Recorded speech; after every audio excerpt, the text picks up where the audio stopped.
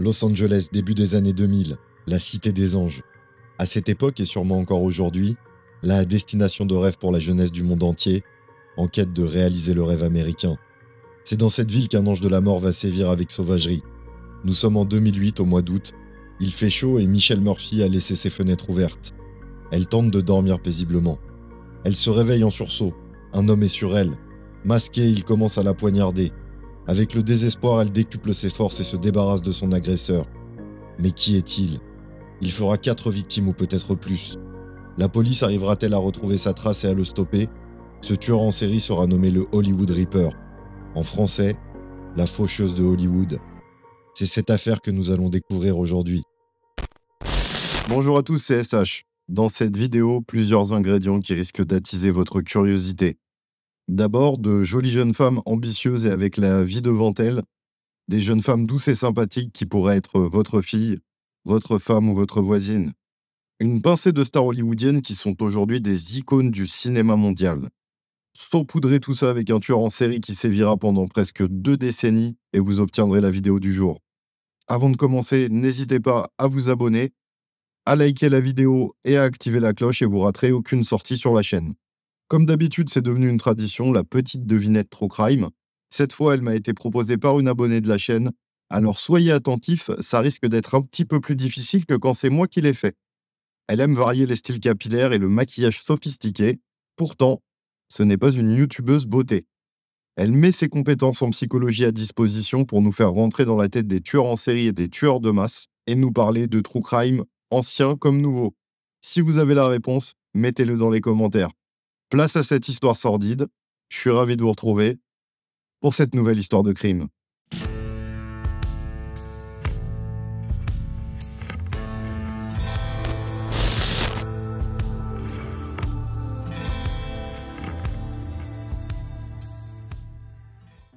Nous sommes en Californie au début des années 2000. C'est une région des États-Unis qu'on ne présente plus. Avec une population de près de 40 millions d'habitants, beaucoup viennent de loin pour s'installer au cœur de ce que l'on peut considérer comme la région du rêve américain. Région de la gloire et du glamour, des plages dorées, des magnifiques paysages, de la Silicon Valley et de l'élite hollywoodienne. Mais comme la plupart des endroits du globe, la Californie a un côté sombre. Aujourd'hui, nous allons plonger dans une série de crimes épouvantables, s'étalant sur une période de 15 ans et ne se terminant qu'en 2021. C'est l'histoire du tueur d'Hollywood.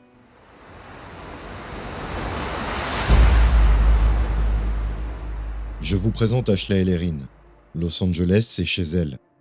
Ashley est une étudiante en mode de 22 ans. Elle cherche à se faire une place dans l'agitation de cette mégalopole. Elle est vive, intrépide et pétillante. Tout le monde s'accorde à dire qu'elle a une belle carrière devant elle. Et ça se ressent. Ashley est déterminée à réussir. Après avoir obtenu une place à l'Institut de design et de mode de Los Angeles, elle a commencé à prendre des cours du soir à l'université pour renforcer son CV. Elle a aussi trouvé un travail à temps partiel en tant que danseuse dans une boîte de nuit branchée de la ville. Ashley travaille de longues heures chaque jour, tentant de faire sa place dans cette ville animée qu'est Los Angeles. Elle vit en colocation dans une petite villa avec des amis, et cette maison se situe dans une petite rue agréable, presque un endroit idyllique, à quelques pas de l'avenue aux étoiles de Hollywood. Compte tenu de son travail et du cercle social et professionnel dans lequel elle évoluait, Ashley a eu l'opportunité d'attirer l'attention de grandes stars d'Hollywood qu'elle a rencontrées dans des endroits branchés de la ville. Elle a brièvement fréquenté Vin Diesel et a également eu une courte histoire avec Jeremy Sisto de la série à succès La Loi et l'Ordre. Sisto, à l'époque, a même fait travailler Ashley sur l'un de ses tournages. En décembre 2000, elle a commencé à sympathiser avec une étoile montante de Hollywood, Ashton Kutcher, alors âgé de 23 ans. Il joue à ce moment-là dans l'émission de télévision à succès The 70 Show et vient de terminer pour les connaisseurs son premier film, Hey mec, elle est où ma caisse ? Ils se sont rencontrés par l'intermédiaire d'amis communs et ont tout de suite bien accroché et une relation a débuté entre eux. Le 21 février 2001, c'était la nuit des Grammy Awards et Ashton se rendait à une soirée chez un ami après la cérémonie. Ashley et Ashton se sont parlé au téléphone et ont convenu de se retrouver après la fête. Ashton doit venir la chercher dans sa villa et ils iront dîner et prendre un verre. Quant à Ashley, elle a passé une journée simple avec son père qui est venu lui apporter de l'aide pour des travaux qu'elle réalise dans sa petite maison. Ashley Ellerin est née en 1976.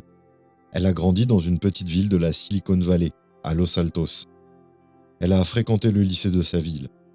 Et selon l'annuaire de ce lycée, elle faisait partie de l'équipe de water-polo et de natation. C'était une élève joyeuse et discrète. En début de soirée, ce 21 février 2001, c'est son propriétaire Mark qui est venu la voir. Il s'est avéré plus tard qu'elle et Mark se voyaient depuis quelque temps et qu'ils avaient couché ensemble ce soir-là. Vers 20h30, Ashton appelle Ashley pour confirmer leur plan. Il lui dit qu'il est en retard et qu'il pourrait peut-être simplement prendre un verre et renoncer à dîner. Elle est tout à fait d'accord, c'est parfait. Elle vient juste de sortir de sa douche et commence à peine à se préparer. Vers 22h15, Ashton rappelle Ashley, mais son téléphone sonne dans le vide. Il se rend tout de même chez elle. À son arrivée, les lumières sont allumées et sa voiture est garée à l'extérieur. Une BMW de couleur rouge. Après avoir frappé à plusieurs reprises à la porte et n'ayant aucune réponse, il rentre dans la cour et regarde à travers une fenêtre de la villa. L'intérieur est en désordre, mais Ashley lui a dit qu'elle est en train de rénover. Donc le désordre ne semble pas anormal pour Ashton Kutcher. Il remarque quand même un liquide rouge sur le sol et suppose à ce moment-là que c'est un verre de vin qu'elle a renversé. Comme il est bien plus tard que l'horaire prévu initialement pour venir la chercher, il pense qu'elle est simplement en colère contre lui, ou qu'elle doit être sortie ou être allée se coucher. Il quitte donc les lieux et rentre chez lui. Ce qu'il n'a pas encore réalisé, c'est qu'il ne reverra jamais Ashley vivante. Le lendemain matin, la colocataire d'Ashley revient d'une nuit passée chez son petit ami, et c'est une scène terrifiante qu'elle découvre. Ashley est étendue sur le sol juste à l'extérieur de sa chambre. Elle baigne dans une mare de sang. Elle a été poignardée à 47 reprises. Certaines des blessures sont extrêmement profondes et comble de l'horreur. Sa tête est presque tranchée. Son corps est déjà bleu et il est évident qu'elle est morte depuis des heures. Le corps de la jeune Ashley Halloran, 22 ans, a été retrouvé par sa colocataire. La mort d'Ashley est choquante et dans l'esprit de tous. Sa famille, ses amis ont donné à la police tous les contacts et les informations dont ils disposaient. Mais pour quelqu'un d'aussi occupé et populaire qu'Ashley, les enquêteurs ont beaucoup de noms à passer en revue. Le seul voisin qui peut leur offrir quelque chose déclare à la police avoir entendu un bruit qui pourrait ressembler à des cris juste après 20h30. Mais à ce moment-là, le voisin a mis cela sur le compte d'une éventuelle fête ou d'une réunion entre amis. Il n'a vu personne entrer ou sortir de la maison, et mis à part le bruit, il n'a rien remarqué de suspect. La police va naturellement commencer par interroger l'homme avec qui elle était censée être cette nuit-là, Ashton Kutcher. Le détective lui a dit qu'il était intrigué car bien qu'il n'ait rien à voir avec sa mort, ses empreintes digitales étaient sur la poignée de la porte. Ils lui ont posé des questions de routine et il a rapidement été écarté. Il était bouleversé et secoué par ce qu'il avait vu à l'intérieur. Mais il ne pouvait tout simplement pas aider la police davantage. Une autre personne que la police voulait interroger était le propriétaire d'Ashley. Au vu de leur relation, c'était une personne d'intérêt dans l'enquête. Mais il a également été rapidement écarté. La villa était très sécurisée et à double porte.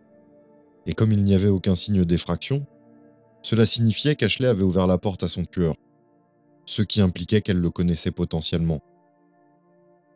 L'un des noms que les amis d'Ashley ont donné aux enquêteurs était Mike le plombier. Ils n'en savaient pas beaucoup sur lui, mais Ashley s'était plainte qu'il la harcelait depuis un certain temps. Beaucoup de ses amis disaient qu'il était étrange, toujours présent et toujours là sans être invité. Après plusieurs mois, le département de police de Los Angeles est finalement tombé sur un nom, Michael Gargiulo. Les détectives ont commencé à chercher ce fameux Michael pour lui poser des questions sur sa présence cette nuit-là et sa relation avec Ashley, lorsqu'ils ont reçu un appel surprenant du bureau du shérif du comté de Cook dans l'Illinois. Le bureau de Cook avait récemment rouvert une affaire classée datant de 1993 et cherchait une personne vivant actuellement à Los Angeles. Cette personne n'était nul autre que Michael Gargiulo. Le LAPD ne pouvait croire ce qu'ils entendaient et savait que ce n'était pas une coïncidence.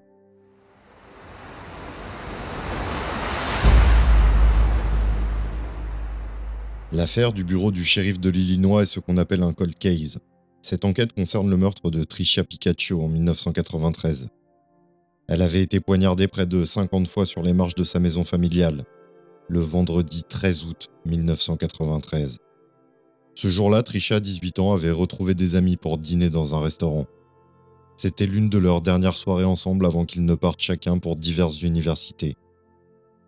Cette nuit-là, elle et ses amis sont restés ensemble jusqu'à environ 1h du matin, et après les avoir déposés, Tricia est rentrée chez elle, seule. Quelques heures plus tard, aux alentours de 7h du matin, le père de Tricia, Rick Picaccio, a retrouvé sa fille morte sur les marches de leur maison familiale en sortant promener le chien.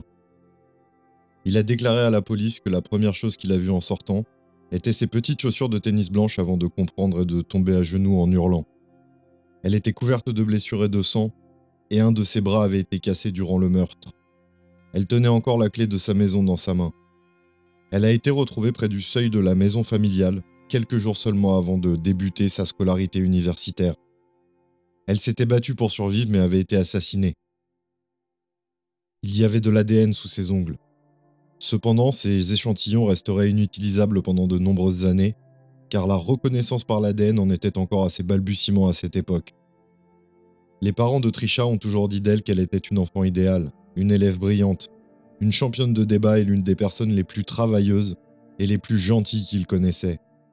Elle était inscrite à un cycle d'études d'ingénierie à l'université de Purdue et était définitivement prête à relever tous les défis que la vie mettrait sur son chemin. Personne ne pouvait croire que quelqu'un avait voulu lui faire du mal de manière aussi brutale et qu'il n'y avait tout simplement aucun nom ni aucun suspect. La mère de Tricia, Diane, a déclaré que la police lui avait malheureusement dit que certains cas ne seraient jamais résolus et que c'était ainsi. Elle a ajouté que si la police pensait qu'elle allait accepter cette réponse, ils avaient tapé à la mauvaise porte. Malheureusement, pour la famille, ils ont dû se battre pour des réponses pendant les années qui ont suivi, jusqu'à ce que l'affaire soit réouverte argumentant que les tests ADN avaient évolué. Le bureau du shérif du comté de Cook voulait des échantillons de tous ceux qui avaient été en contact avec Tricia à l'époque du meurtre.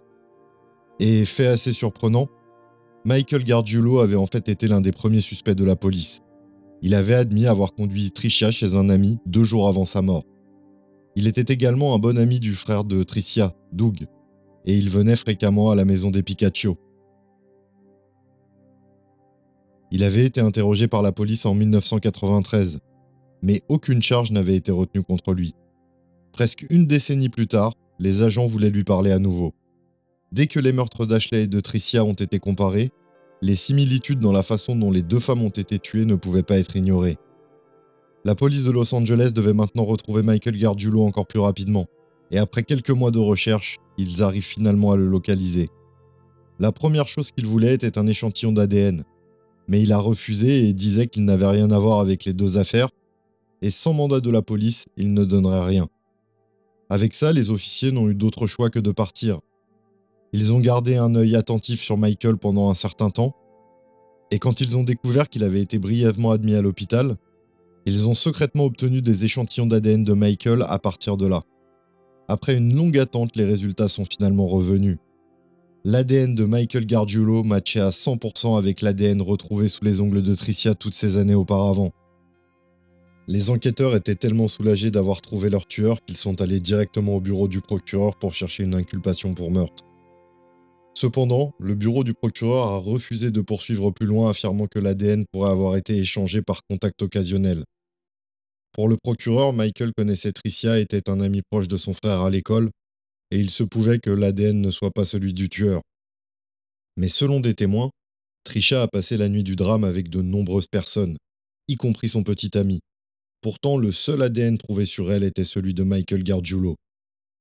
Un deuxième coup dur est survenu lorsque le LAPD a déterminé qu'il n'y avait pas de preuves matérielles reliant Michael au meurtre d'Ashley Ellerin.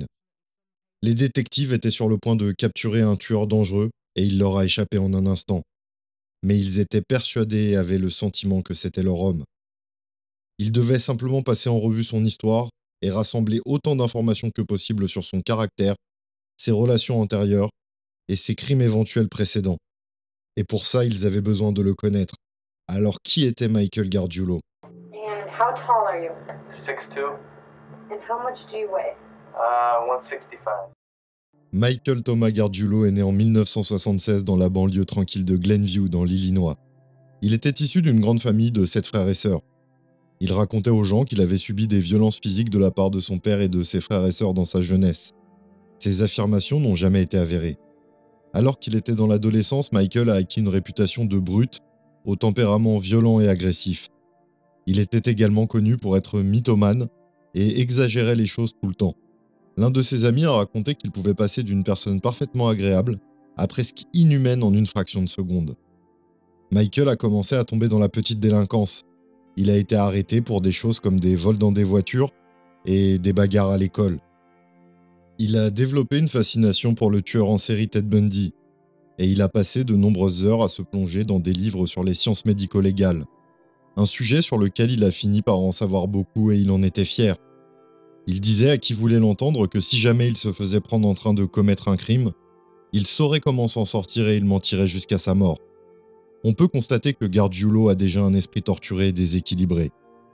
Après que Tricia ait été tuée en 1993, la famille Picaccio a commencé à recevoir des cadeaux de la part de Michael. Un t-shirt pour Rick, un bon pour aller au restaurant et des fleurs pour Diane. Michael s'était ensuite rendu chez eux en demandant à parler à Rick. Diane dirait qu'il semblait vouloir se confesser ce jour-là. Il a attendu presque 1 heure que le père de famille rentre chez lui avant de partir brusquement sans rien dire. Rick et Diane étaient tellement sur les nerfs après cette rencontre étrange qu'ils ont immédiatement appelé les détectives pour leur raconter ce qui s'était passé. La police a pris note de l'incident mais n'a jamais donné suite.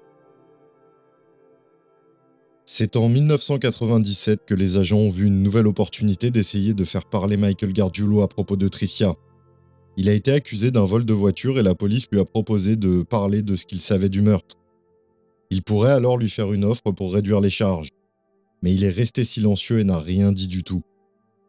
Dans ses relations avec les femmes, Gargiulo a aussi un comportement étrange. Les petites amies de Michael avaient des histoires horribles à raconter sur le temps qu'elles avaient passé avec lui. L'une d'elles a déclaré qu'il l'avait menottée et avait pratiqué des actes très déplacés sur elle. Une autre ex de Michael a déclaré qu'il l'avait frappée si fort au visage qu'elle a fini avec une rétine détachée. Il a même menacé de la tuer, en disant qu'il pourrait s'en sortir en raison de ses connaissances approfondies en matière de médecine légale. C'est au début de l'année 1998 que Gargiulo décidait de poursuivre un rêve commun à beaucoup de jeunes pour l'époque. Il déménageait à Los Angeles pour devenir acteur et mannequin. Michael avait rapidement décroché un emploi de videur au Rainbow Bar and Grill sur Sunset Boulevard à West Hollywood. Mais à peine embauché, il avait été renvoyé pour avoir frappé un client au visage. Au cours de son bref passage là-bas, Michael s'est lié d'amitié avec 2 autres videurs. Ils ont déclaré plus tard que Michael leur avait demandé s'ils avaient déjà tué quelqu'un, puis avait lui-même admis avoir assassiné Tricia Picaccio en 1993. Avec la réputation de Michael en tant que menteur patenté, les 2 hommes ont supposé que ce n'était qu'une autre de ces histoires folles. Puis à l'automne 2000, Michael a rencontré Ashley Ellerin qui vivait alors juste en face de lui à Hollywood. Il lui a offert son aide pour changer un pneu de sa voiture qui était crevé, et ils avaient échangé naturellement leur numéro de téléphone. La brève rencontre s'est rapidement transformée en obsession fatale pour Gargiulo. Très vite, il a essayé de la rencontrer à toutes les heures du jour et de la nuit, restant même assis dans sa voiture devant chez elle et faisant des apparitions dans les endroits où elle se trouvait. Malgré tout cela et les correspondances ADN, 4 ans s'étaient écoulés depuis ce jour fatal de février 2001 où Ashley avait été retrouvée morte, et plus d'1 décennie depuis le meurtre de Tricia. Nous sommes maintenant en 2005 et la police travaille toujours sur les 2 affaires, bien qu'il n'ait qu'un seul suspect et qu'il n'ait pas suffisamment de preuves pour engager des poursuites. À leur grande horreur et consternation, un autre crime abject et perturbant est sur le point de se produire dans la ville de Los Angeles.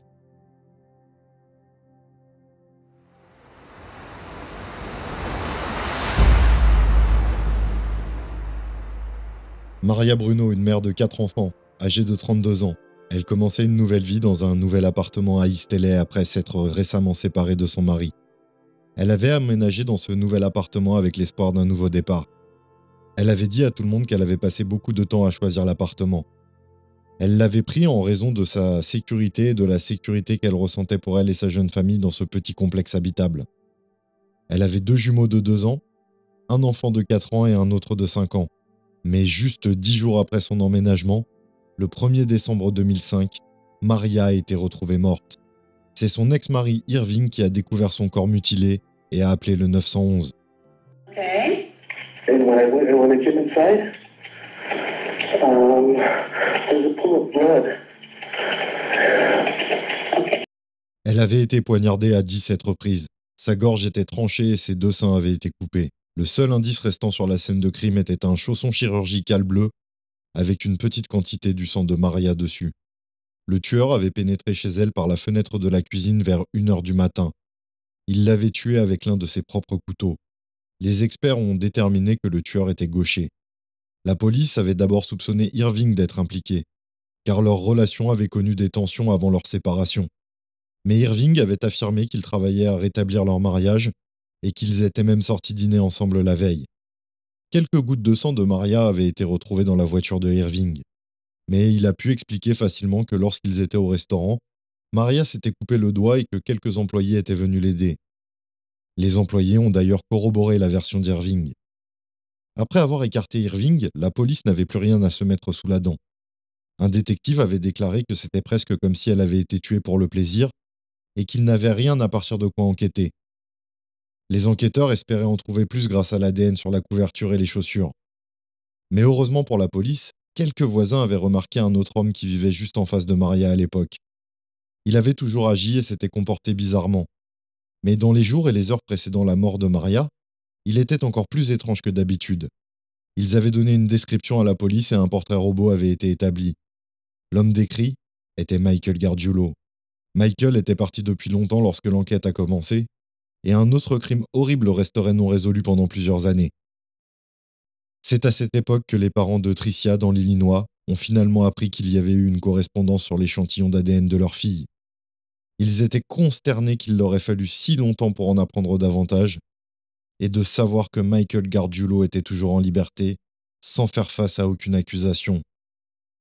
Encore 3 ans s'écouleront, nous voici en 2008.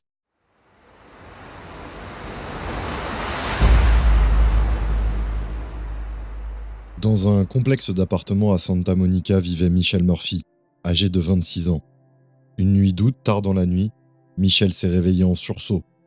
Elle découvrait un homme portant un sweat à capuche et une casquette dans sa chambre. Cet homme a immédiatement commencé à la poignarder. Michelle était petite, ne mesurant qu'1,51 m. Et avant même qu'elle ne réalise, elle se battait pour sa vie contre quelqu'un qui était beaucoup plus fort qu'elle. Elle a saisi la lame de ses 2 mains, essayant de lui faire perdre le contrôle. Elle hurlait si fort qu'elle savait que c'était une question de temps avant que quelqu'un l'entende.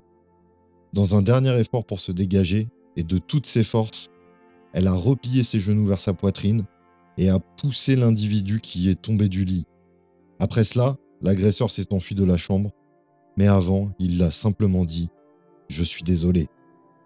Michelle était là, meurtrie, ensanglantée sur le lit, mais elle avait survécu. Elle appelait son petit ami immédiatement, qui se chargeait de téléphoner au 911.